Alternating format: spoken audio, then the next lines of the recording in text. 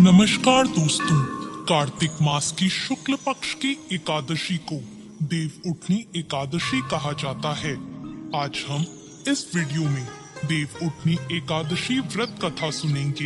एक समय की बात है, एक राजा के राज्य में सभी लोग एकादशी का व्रत रखते थे। प्रजा और नौकर चाकरों से लेकर पशुओं तक को एकादशी के दिन अन्न नहीं दिया जाता था। एक दिन किसी दूसरे राज्य से एक व्यक्ति राजा के पास आकर बोला, महाराज कृपा करके मुझे नौकरी पर रख लें।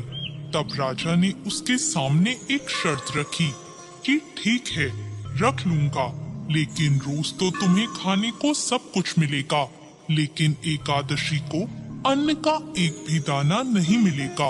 उस व्यक्ति ने उस समय हाँ कर ली। पर एकादशी के दिन जब उसे फलाहार का सामान दिया गया तो वह राजा के पास जाकर बोला, महाराज इससे मेरा पेट नहीं भरेगा, मैं भूखा ही मर जाऊंगा, मुझे अन्न दे दो। राजा ने उसे शर्त की बात याद दिलाई, पर वह अन्न छोड़ने को राजी नहीं हुआ। तब राजा ने उसे आटा दाल चावल आदि दे दिए और वह रोज की तरह नदी पर पहुंचा। वहां स्नान करके भोजन पकाने लगा। जब भोजन बन गया तो उसने भगवान को बुलाया, आओ भगवान भोजन तैयार है। उसके बुलाने पर पीताम्बर धारण किए हुए भगवान चतुर्भुज रूप में उसके सामने आ गए और प्रेम से उसके साथ भोजन करने लगे। भोजन करने के बाद भगवान अंतर्ध्यान हो गए और वह अपने काम पर चला गया। 15 दिन बाद अगली एकादशी को वह राजा से कहने लगा, महाराज मुझे दुगना सामान दीजिए। उस दिन तो मैं भूखा ही रह गया।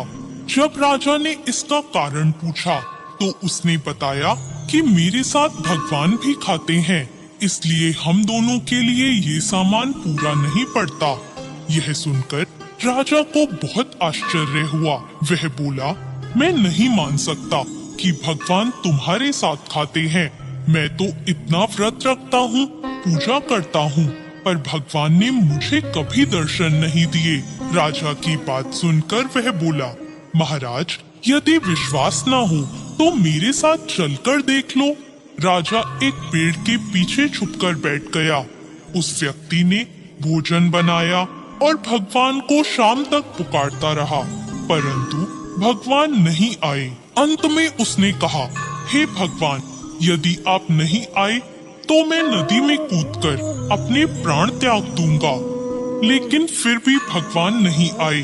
जब वह प्राण त्यागने के उद्देश्य से नदी की तरफ बढ़ा और प्राण त्यागने का उसका दृढ़ इरादा जानकर भगवान शीघ्र ही प्रकट हो गए और उन्होंने उसे रोक लिया और उसके साथ बैठकर भोजन करने लगे। खा पीकर और उसे अपने विमान में बिठाकर अपने साथ अपने धाम ले गए। यह देखकर राजा ने सोचा कि व्रत उपवास से तब तक कोई फायदा नहीं होता जब तक हमारा मन शुद्ध ना हो। इससे राजा को ज्ञान मिला। वह भी सच्चे मन से व्रत और उपवास करने लगा और अंत में स्वर्ग को प्राप्त हुआ।